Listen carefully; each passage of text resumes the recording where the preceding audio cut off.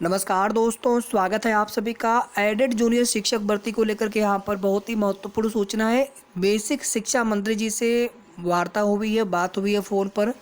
आपको पूरी audio recording यहाँ पर नहीं सुना सकते हैं साथियों, लेकिन जो कुछ भी बातें हुई हैं आपको वो सुनाई जा सकती हैं। कुछ चीज़ें प्रोटोकॉल्स के तहत आपको डायरेक्टली नहीं सुनाई जा सकती हैं, ग्रुप में भी शेयर नहीं करना चाहिए, लेकिन शेयर किया जाता है आप सभी के सूचनार्थ, ताकि आप सभी को ये पता चल सके कि भर्ती प्रक्रिया में क्या चल रहा है या फिर शिक्षा मंत्री जी ने क्या कहा है। हालांकि कुछ साथियों ने ये भी बोला है कि नहीं वो शिक्षा मंत्री जी से बात नहीं हुई है, बल्कि जन सुनवाई पोर्टल पे जो अधिकारी बैठे रहते हैं उनसे बात हुई है। तो जो भी हो दोस्तों, लेकिन मेरी तरफ से उन भाई का बहुत बहुत आभार है, धन्यवाद है, क्योंकि ये कार्य दोस्तों सबको करना चाहिए। हम सभी भी अपने स्तर से कुछ न कुछ प्रयास कर सकते हैं। मैं ये नहीं कह रहा हूँ कि सभी लोग बेसिक शिक्षा मंत्री जी को फ़ोन करिए एक साथ, लेकिन हम अपने क्षेत्रीय विधायक से या हमारे क्षेत्र में जो कोई मंत्री अगर आते हो उनके माध्यम से, या अगर हम लखनऊ के आसपास के हैं, जनता दर्शन भी अगले सप्ताह से लगने जा रहा है, तो वहाँ पे डायरेक्ट मुख्यमंत्री जी से मिल करके अपनी बात अगर हम 10 सेकंड 20 सेकंड में अगर रख पाएँ उचित तरीके से, तो उससे बड़ा एहसान हम सभी 46-47 हज़ार अभ्यर्थियों पर नहीं हो सकता है। तो ये बहुत बड़ा कार्य होता है दोस्तों, बात करना भी और अपने इस मुद्दे को बहुत ही सटीक तरीके से रखना। क्योंकि आप सभी जानते हैं दोस्तों, हर कोई अपने एक नौकरी के लिए परेशान है, लेकिन उसके इस कार्य से कहीं न कहीं हज़ारों छात्रों के लिए यहाँ पर एक अच्छी खबर होती है और जल्द प्रक्रिया शुरू होने के भी आसार हैं। तो मैं आपको संक्षेप में सारी चीज़ें बता रहा हूँ यहाँ पे। वीडियो को आप लोग ज़रूर लाइक कर दिया करिए।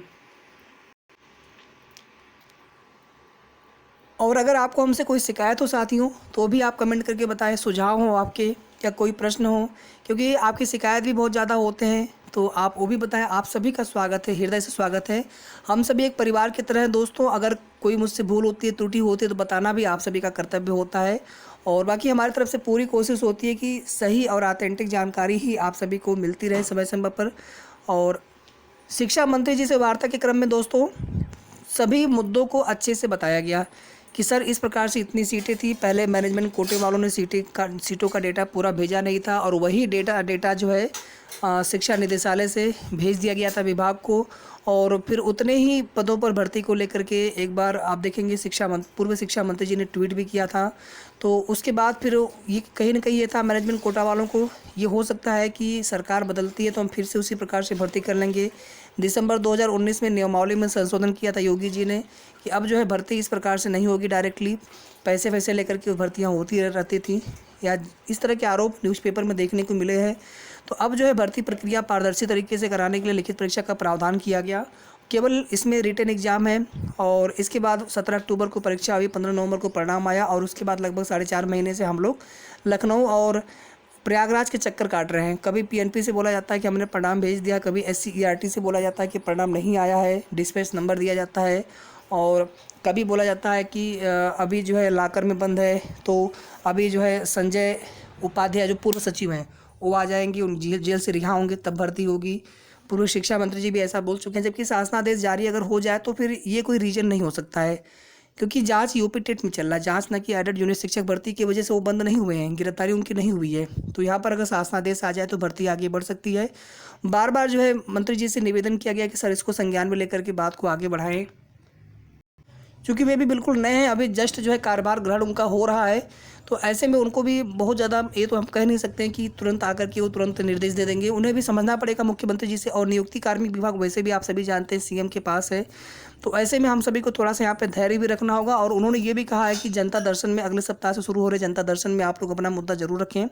मेल करने के लिए भी बोला है सीएम यूपी ऑफिस करके है @nic.in करके है, ठीक है। CMUP@nic.in पर मेल करने के लिए भी बोला है। तो वहाँ से आप देखेंगे कि ये भी बोला गया कि आप जन सुनवाई पोर्टल पर शिकायत करें, आपके लिए वो पोर्टल अवेलेबल कराया गया है। और साथ ही साथ दोस्तों उन्होंने ये भी कहा है कि पूरी कोशिश की जा रही है कि आपकी जो है मुख्यमंत्री जी से मुलाकात हम करवा दें।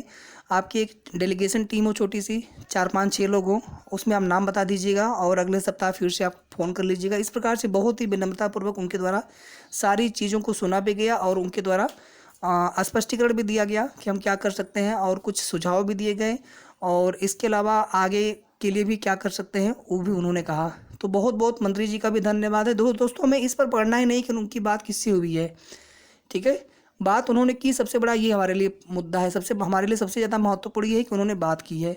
और इसके बाद देखिए आनन फानन में दोस्तों हमने भी मेल किया है और कुछ साथियों ने भी मेल किया है, तो वहाँ पे रिप्लाई यही आ रहा है जो मेल आईडी है। तो एक तो पहले भी ईमेल आईडी मिली थी जो कि इनबॉक्स फुल बता रहा था, उस पर भी हम लोग भेज रहे थे लेकिन जा नहीं रहा था।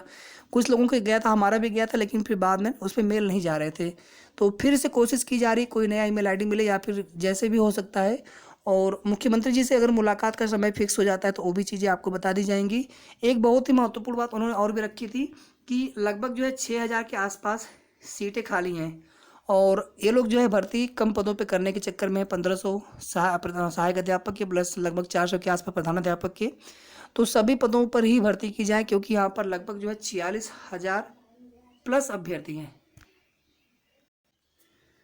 ठीक है साथियों, तो ये कुल मिलाकर के आप सभी के लिए महत्वपूर्ण सूचना थी इस वीडियो के माध्यम से, और आगे की जो भी अपडेट्स होगी इसी प्रकार से आपको संक्षेप में सभी सूचना देने का प्रयास करूंगा।